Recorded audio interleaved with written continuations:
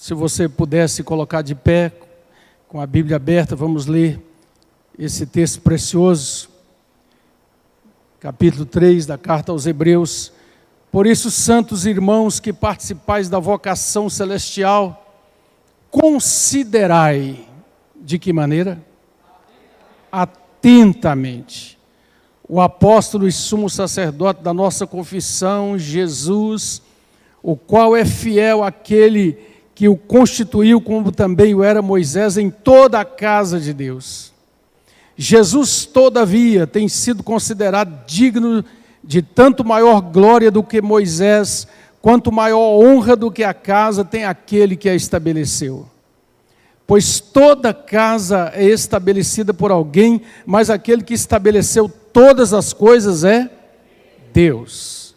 E Moisés era fiel em toda a casa de Deus, como servo, para testemunho das coisas que haviam de ser anunciadas. Cristo, porém, como filho em sua casa, a qual casa somos nós, se guardarmos firme até o fim a ousadia e a exultação da esperança. Diga, a ousadia e a exultação da esperança. Assim, pois, como diz o Espírito Santo, hoje, se ouvirdes a sua voz, não endureçais o vosso coração, como foi na provocação no dia da tentação no deserto, onde os vossos pais me tentaram, pondo-me à prova, e viram as minhas obras por 40 anos. Por isso me indignei contra essa geração e disse: estes sempre erram no coração. Estes sempre erram onde? No coração. E eles também não conheceram os meus caminhos. Assim jurei na minha ira, não entrarão no meu descanso. Vamos ler juntos o verso 12. Tende cuidado, irmãos, jamais aconteça haver em qualquer de vós perverso coração de incredulidade que vos afaste do Deus vivo. Pelo contrário, ao invés de deixar o perverso coração de incredulidade vir até nós, pelo contrário, exortai-vos mutuamente uns aos outros, cada dia, durante o tempo que se chama hoje, a fim de que nenhum de vós seja endurecido pelo engano do pecado.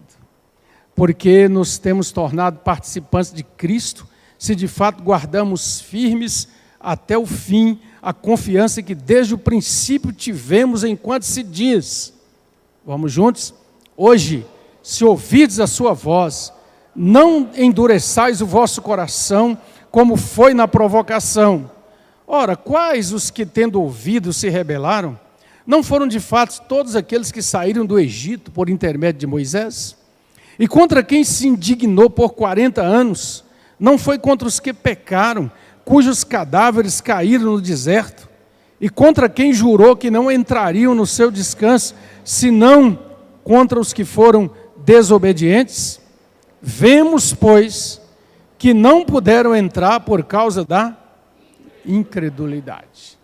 Assente um pouquinho, continua com a sua Bíblia aberta. Vamos mais uns versículos do 4 até o verso 13, porque há uma junção no assunto aqui de 3, 1 a 4, 13. Temamos, portanto, que, sendo-nos deixada a promessa de entrar no descanso de Deus, suceda parecer que algum de vós tenha falhado, porque também a nós foram anunciadas as boas novas, como se deu com eles, mas a palavra que ouviram não lhes aproveitou, visto não ter sido acompanhada pela fé naqueles que a ouviram. Nós, porém, que cremos, entramos no descanso, conforme Deus tem dito. Assim jurei na minha ira, não entrarão no meu descanso. Embora certamente as obras estivessem concluídas desde a fundação do mundo, porque em certo lugar assim disse no tocante ao 7º dia, e descansou Deus no 7º dia de todas as obras que fizera, e novamente no mesmo lugar, não entrarão no meu descanso. Visto, portanto, que resta entrarem alguns nele, e que por causa da desobediência não entraram, aqueles aos quais anteriormente foram anunciadas as boas novas, de novo determina certo dia, hoje, falando por Davi, muito tempo depois, segundo antes fora declarado. Vamos juntos? Hoje, se ouvirdes a sua voz, não endureçais o vosso coração. Ora, se Josué lhes houvesse dado descanso, não falaria posteriormente a respeito de outro dia. Portanto, resta um repouso para o povo de Deus. Porque aquele que entrou no descanso de Deus, também ele mesmo descansou de suas obras como Deus das suas. Esforcemo-nos, pois, por entrar naquele descanso, a fim de que ninguém caia segundo o exemplo da desobediência. Todos juntos o verso 12. Porque a palavra de Deus é viva e eficaz, e mais cortante do que qualquer espada de dois gumes, e penetra até o ponto de dividir alma e espírito, juntas e medulas, e é apta para discernir os pensamentos e propósitos do coração. A palavra é apta para discernir o quê? Os pensamentos e propósitos do coração. E não há criatura que não seja manifesta na sua presença. Pelo contrário, todas as coisas estão descobertas e patentes aos olhos daquele a quem temos de prestar contas. Palavra de Deus. Ore a Deus pedindo essa palavra para o seu coração, porque Ele está conosco e Ele compartilha conosco sua palavra. Nós agradecemos mais uma vez, Senhor, poder nos reunir com liberdade, abrir as nossas portas, receber o povo que vem para te adorar e para ouvir a palavra do Senhor. Nós sabemos da nossa total falta de habilidade e de capacidade para falar de coisas tão eternas, gloriosas e tremendas. Mas a nossa dependência é do Espírito da verdade, aquele que Jesus enviou para nos conduzir a toda a verdade. Que a tua palavra possa edificar, ensinar, confrontar, fortalecer, iluminar, libertar, salvar, no poder de nosso Senhor Jesus Cristo. Em nome de quem nós oramos. Amém. Glória a Deus. Glória a Deus. Temos olhado para essa carta maravilhosa e temos na mensagem de Hebreus a verdade sobre Cristo, o nosso fundamento. Hebreus é uma palavra que insiste a respeito daquelas coisas que são inabaláveis. Talvez grande parte de vocês tenha acompanhado aquela notícia tão triste que recebemos esta semana. Me parece que foi na quinta-feira, não é? Aquele prédio luxuoso em um condomínio de 12 andares, num dos lugares mais valorizados de Miami, que de repente começa a desmoronar. Na madrugada, quando as pessoas dormiam. Temos visto alguns vídeos, algumas imagens, e é algo realmente que abala o coração da gente, lembrar que famílias, homens, mulheres, crianças, até hoje ainda não há um número exato de pessoas que perderam a vida, mas são centenas, mais de 100 considerados desaparecidos. E a gente fica olhando aquilo, e eu ouvi uma frase do prefeito de Miami, dizendo, isso não pode acontecer nos Estados Unidos. Que coisa, né? Em meio até às tragédias comuns dessa vida, nós temos sempre a presunção e a arrogância humana. Mas o fato é que havia problemas na fundação. Havia problemas e, portanto, os engenheiros que construíram, ou que têm dado manutenção, descuidaram da fundação.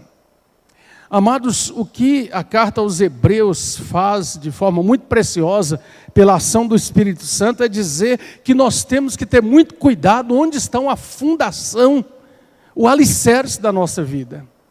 E ele vem apresentar Jesus Cristo, nosso Senhor e Salvador, como aquele que de fato pode nos dar o descanso por saber o sentido e o valor da nossa vida. O Dr. John Stott, escritor e pastor precioso, que já está hoje com o Senhor, ele fala muito num dos seus livros sobre este fundamento precioso de Cristo e nos chama a atenção para que nós aprendamos a descansar na obra de Cristo, não em nossa capacidade. Vemos no mundo à nossa volta muita presunção e arrogância sobre os especialistas, sobre os que são capazes disso, daquilo outro, e parece, por aquilo que a gente escuta, que os homens seriam infalíveis, mas não são. E tragédias como essa nos lembram disso. É claro que estamos citando aqui, nós devemos ser empáticos, nós devemos orar por aquelas famílias, nós devemos sentir a sua dor, mas nós precisamos olhar as lições que essas coisas nos ensinam. O autor, no capítulo 3, ele começa nos chamando para considerar atentamente. A palavra no original está ligada a fixar os olhos com atenção, mas dá mais um sentido de entender plenamente. Considerai, entendei plenamente o apóstolo e sumo sacerdote de nossa confissão, Jesus. E é por isso que ele vai mostrar e desenvolver aqui, para o contexto aqui do primeiro século, essa igreja que ainda era muito judaica, de judeus que estavam vindo do judaísmo e agora começando a conhecer a Jesus, e então ele diz que nós precisamos olhar e ver que Cristo é maior do que Moisés, ele é maior em sua pessoa. No versículo 5, mantenha sua Bíblia aberta, ouça e veja a palavra, diz que Moisés era fiel em toda a casa de Deus. Ele foi fiel realmente, foi um grande profeta, foi alguém que Deus usou para conduzir o seu povo. Mas o que ele está dizendo no versículo 6 é que Cristo, porém, é como filho em sua casa, e a sua casa somos nós, porque Cristo tem mais excelente glória do que Moisés, porque ele é o Filho de Deus que veio salvar. Diz também que Cristo é maior do que Moisés em seu ministério. Moisés pôde abençoar muito o povo de Deus. Moisés foi um intercessor maravilhoso. Eu fico muito emocionado quando eu vejo Deus dizendo para Moisés: Moisés, eu separo agora você e sua família, eu torno pó esse povo e vou constituir outro povo. E Moisés é ousado na intercessão: Senhor, as nações vão dizer que o Senhor tirou o seu povo para matá-lo nesse deserto, Senhor. E ele roga pelo povo e pede até que Deus risque seu nome do livro da vida, se ele não olhar e não responder. Ele é um intercessor ousado, mas o ministério de Jesus é maior, porque Moisés não podia dar sua vida por nós, porque ele também pecador precisava da graça de Deus na sua vida. Também nos ensina que Cristo é maior do que Moisés no descanso que ele nos oferece. Moisés não conseguiu entrar na terra, passou o bastão para Josué. Josué entra com o povo, mas nós sabemos, e este texto do capítulo 3 de Hebreus vai nos mostrar que, na verdade, aquele foi um descanso transitório. A terra de Canaã representou também muitas lutas, muitas guerras, muita confusão, muita desobediência. Não era, de fato, o descanso, porque, como esse texto precioso nos fala, ainda resta um repouso para o povo de Deus, que aponta para a nova aliança e para a consumação de todas as coisas. Stott comenta assim: a estabilidade dos edifícios depende em grande parte de suas fundações, e assim é a estabilidade da vida humana. Estamos vivendo tempos de grande instabilidade. Você que procura ouvir, que estuda, que lê, sabe do que estamos falando. Marcos familiares estão sendo destruídos. Absolutos morais, que antes eram considerados eternos, estão sendo criticados e abandonados. E muitos se sentem como o salmista, lá no Salmo 11, verso 3, que ele diz assim: quando os fundamentos estão sendo destruídos, que pode fazer o justo? É uma colocação pertinente. Quando os fundamentos estão sendo destruídos, que pode fazer o justo? E essa pergunta do salmista no Salmo 11, versículo 3, é respondida aqui pelo autor aos Hebreus, pelo Espírito Santo de Deus, nos chamando para descansar sobre a obra de Cristo Jesus. E saber que nós podemos sim continuar confiando nele, porque o nosso fundamento é de fato sólido, porque está alicerçado na rocha que é Cristo Jesus. Descansar sobre a obra de Cristo tem a ver com algumas considerações maravilhosas que nós aprendemos aqui. A primeira é que Cristo levou nossos pecados na cruz. Ele ofereceu um sacrifício perfeito, completo e suficiente para o pecado de toda a humanidade. E diz a palavra que Jesus Cristo se assentou à direita do Pai, depois de concluir a sua obra expiatória. Lá na cruz ele diz: está consumado, a salvação estava consumada, e agora ele descansa junto ao Pai. Isso significa, meu irmão, minha irmã, que nós nada mais podemos fazer, senão descansar e nos apropriar do que Cristo já fez. Isso aqui anula toda proposta religiosa centrada no homem, centrada nas obras, nas penitências, na busca humana de alguma maneira comprar o favor de Deus. Não, a obra está completa e perfeita. Cristo fez tudo que era necessário para a minha, a nossa salvação. É o que essa palavra nos ensina. E se Cristo está descansando da sua obra concluída, nós devemos descansar nela, ou sobre ela. Nós dependemos somente de Cristo para sermos aceitos diante de Deus. É isso que as Escrituras nos ensinam. Eu lia sobre um missionário, muito tempo atrás, no século passado, nas Ilhas Hébridas, e ele estava no meio de um povo que há muito pouco tempo era canibal. E ele passou por muitas lutas ali, perdeu a sua esposa e seu filhinho por malária, mas ele continuou pregando ali, tentando levar aquele povo essa palavra de Deus. E quando ele começa a traduzir o Evangelho de João, ele começa a ter uma grande dificuldade, porque João fala que Jesus veio para todos aqueles que o receberam, serem chamados filhos de Deus, significa crer em Jesus, descansar nele. Mas aquele povo não tinha nenhuma palavra para confiança, porque era comum entre eles, era a traição, era fazer uma armadilha contra o outro. E ele orando lá no seu escritório, de repente entrou um daqueles nativos que já conhecia a língua dele e o ajudava. E diz o texto que ele estava, quando aquele homem entrou, ele teve uma direção de Deus e ele assentou-se na cadeira e ele perguntou para aquele nativo que entrou ali: o que eu estou fazendo? Me responda aí na sua língua. E ele disse: o senhor está assentado na cadeira. Então ele fez assim e perguntou: e agora, o que eu estou fazendo? O senhor está colocando todo o seu peso sobre a cadeira, descansando nela. Ele disse: essa é a palavra. Essa é a palavra. Colocar todo o nosso peso na graça de Jesus. Toda a nossa preocupação com a nossa salvação. Jamais confiar que nós somos capazes de realizar coisa alguma, embora as obras da graça são a consequência natural daquele que descansa em Jesus, daquele que está nele.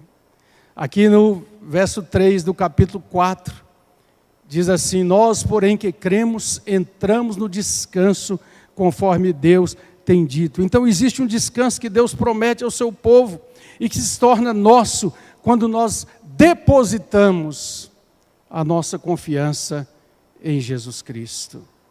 Agora eu quero que você olhe para o versículo 10. Porque aquele que entrou no descanso de Deus, capítulo 4, versículo 10. Porque aquele que entrou no descanso de Deus, também ele mesmo descansou de suas obras, como Deus das suas. Há uma tradução que diz: todo aquele que entra no descanso de Deus, também está descansando das suas obras, porque Deus descansou das suas. Há uma alegoria aí, lá com Gênesis, quando diz que no 7º dia, depois de criar, consumar toda a obra da criação, Deus descansou. O autor aos Hebreus nos remete a essa promessa para dizer: a obra estava terminada. Então nós não temos que fazer obras para comprar a salvação ou comprar o favor de Deus, porque Ele nos chama para descansar nele. Obras e descanso são palavras que se excluem mutuamente, não é? Se você está em obras, você não está descansando. Então, o texto nos chama para essa verdade que a fé salvífica, a fé salvadora, é a fé que descansa, a confiança que depende totalmente do nosso Salvador. E isso é uma verdade maravilhosa. Algumas aplicações para nosso contexto hoje. A primeira coisa é que nós devemos ouvir com atenção. Vamos repetir, devemos ouvir com atenção. Com atenção. Hoje, se ouvirdes a sua voz, não endureçais o vosso coração. Não repeti a rebelião de Israel no deserto. Eugene Peterson, tradutor das Escrituras, autor da versão A Mensagem, ele traduz esse texto assim: o coração deles nunca vai estar comigo, eles se recusam a andar nos meus caminhos, eles nunca vão chegar ao seu destino, nunca vão conseguir se sentar e descansar. E diz mais a palavra de Deus, que eles pecaram no seu coração. Então o cerne de todo o problema é o problema do coração. Por isso o versículo 12 do capítulo 3 faz essa advertência que nós lemos ainda há pouco. Tende cuidado, irmãos, jamais aconteça haver em qualquer de vós um perverso coração de incredulidade. De incredulidade. Ei, preste atenção. O nosso coração começa com a incredulidade e depois ele acaba se tornando um coração endurecido, que perde toda a sensibilidade a ouvir a voz e a palavra de Deus. Algum tempo atrás, eu me encontrei com um moço, já agora na maturidade da vida, e eu o conheci quando ainda bem mais jovem.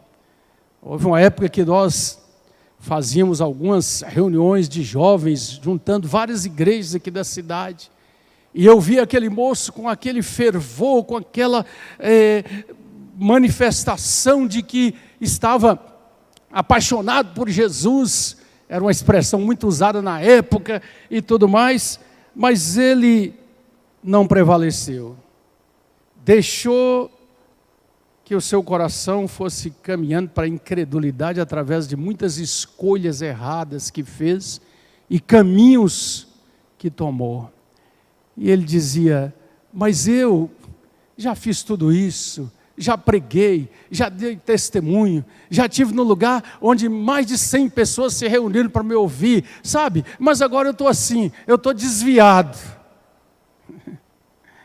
É triste a situação daqueles que permitem, pela sua insubmissão e rebeldia, como foi o povo no deserto, deixam de entrar no descanso, porque não descansam no Senhor.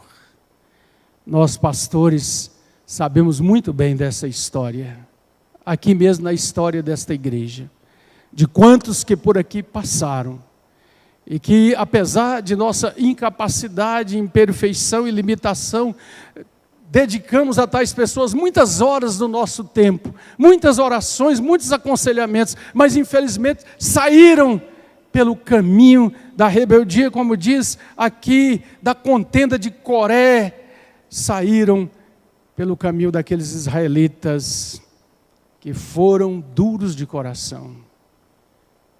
E nós precisamos ter muito cuidado para verificar onde está o nosso fundamento, porque o fundamento falso faz com que o edifício caia, e há realmente muita desesperança. Por isso a palavra também nos adverte: aquele que está em pé, veja que não caia. É sempre para nós um alerta, porque embora nós tenhamos essa experiência maravilhosa de receber toda a obra de Cristo por nós, a fé precisa ser atuante no sentido de duvidar do meu próprio coração, mas jamais duvidar da promessa do meu Deus, realizada, efetivada, concluída em Cristo Jesus, o meu Senhor e o meu Salvador. Segundo, nós devemos nos entregar e descansar. Diga, devemos nos entregar e descansar. O Dr. Warren Wiersbe, comentarista da Bíblia, ele diz que o descanso para Israel em Canaã é um retrato do descanso espiritual que encontramos em Cristo, quando nós nos entregamos a Ele.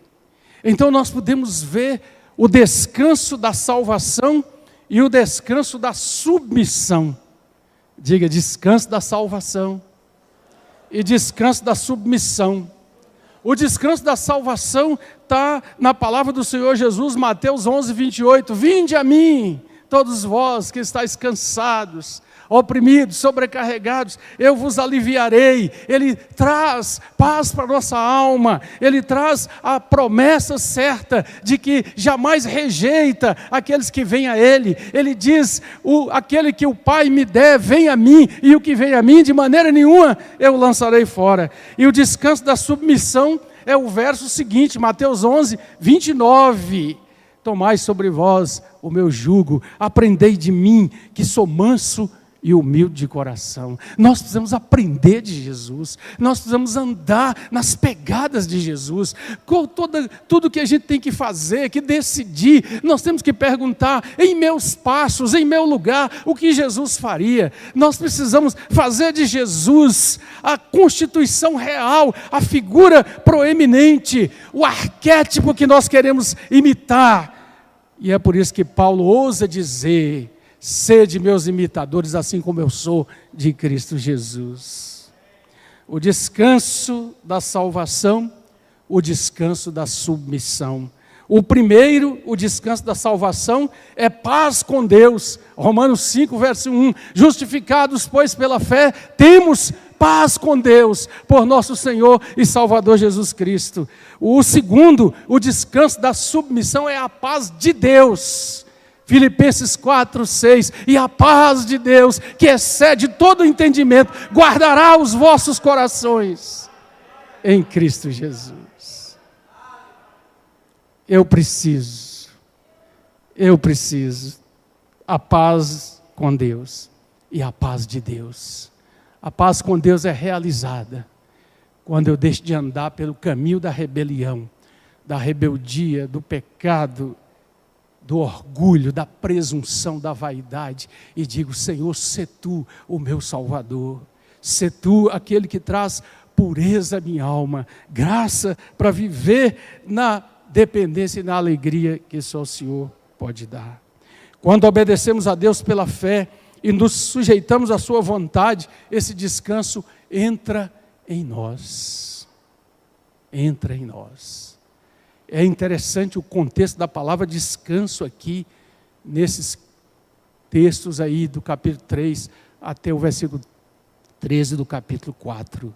É descanso que não tem tanto a ver com a ideia de descanso que nós temos de estar deitado numa rede, debaixo de uma árvore, com o vento soprando, ou na praia, ou nos momentos bem à vontade. Sim, que também fazem parte do descanso físico que precisamos, mas é descanso da alma.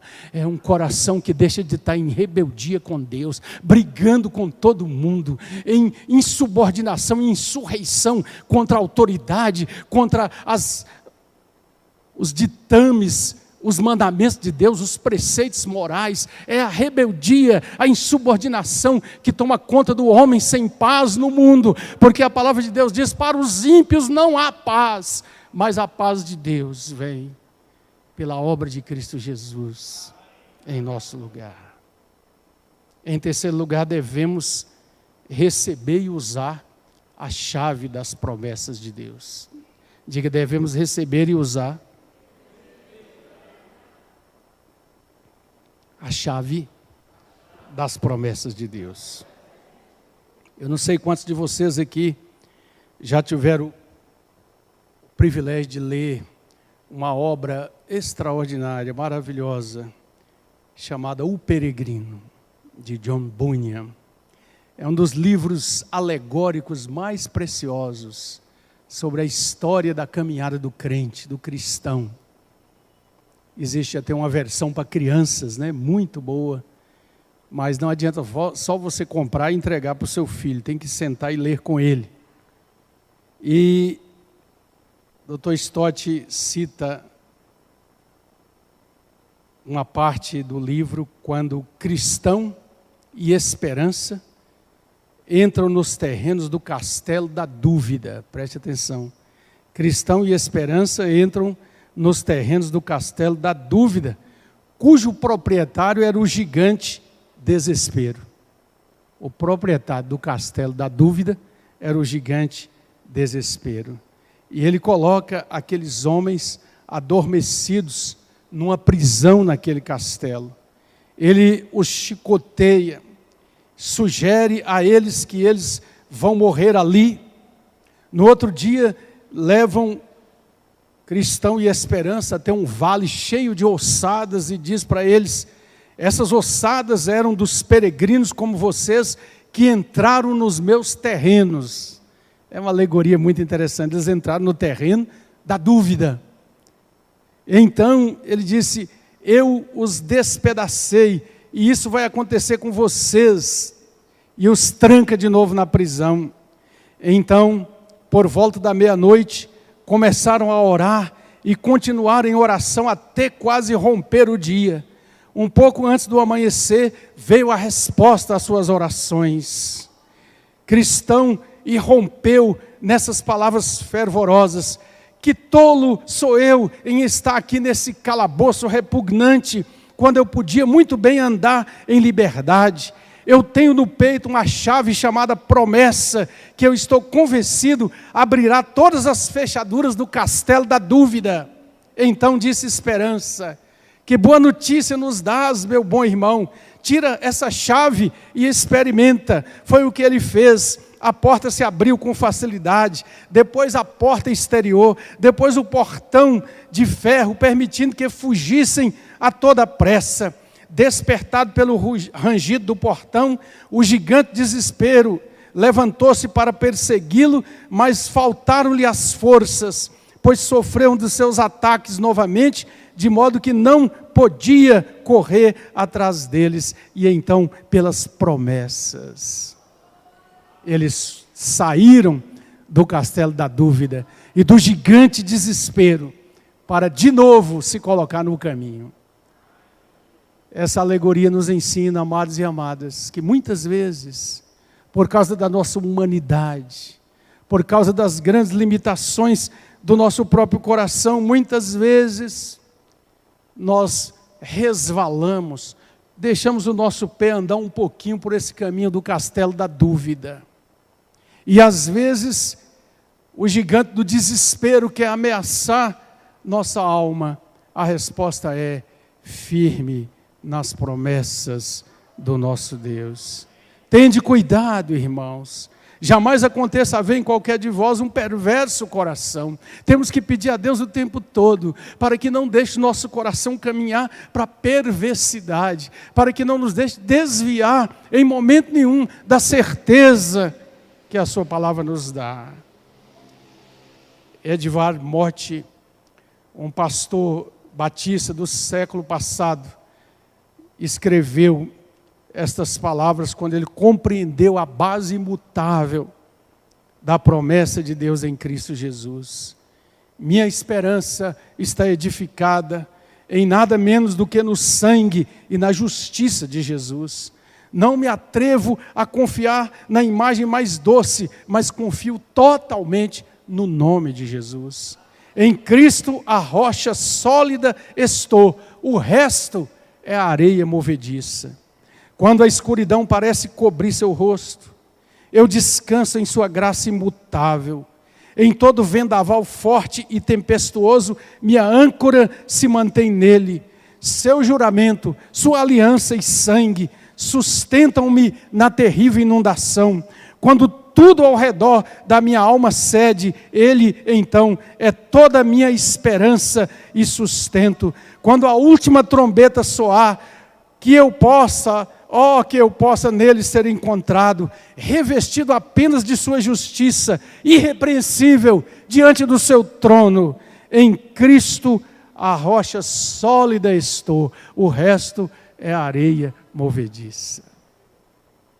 Que nós aprendamos, que nós tomemos posse desse descanso. Eu gostaria de convidar novamente nossa equipe de música aqui, para que nós repitamos essa canção. Meu Jesus Salvador, outro igual não há. Que nós cantemos essa verdade com essa tremenda e completa convicção. E por isso nós devemos sempre dizer e expressar que Ele e somente Ele é a base de toda a nossa confiança, de toda a nossa esperança, sabendo que Ele entra na história da nossa vida, faz-nos o precioso convite para experimentar sua graça salvadora e nos chama constantemente para colocar nele toda a nossa esperança e toda a nossa convicção de fé. Ainda sentados, antes de nos levantarmos para cantar, curva a sua cabeça. Talvez tenhamos que pedir perdão a Deus pelos momentos de dúvida, de temor, que cedemos lugar a vozes do mundo de desesperança. Mas vamos louvar a Ele porque Jesus realizou a obra e Ele é a rocha que não pode ser abalada. A engenharia humana constrói coisas tremendas, mas os edifícios humanos podem cair, porque não são perfeitos. Mas Jesus Cristo é a nossa rocha, rocha eterna. Meu Jesus, quero em Ti me refugiar.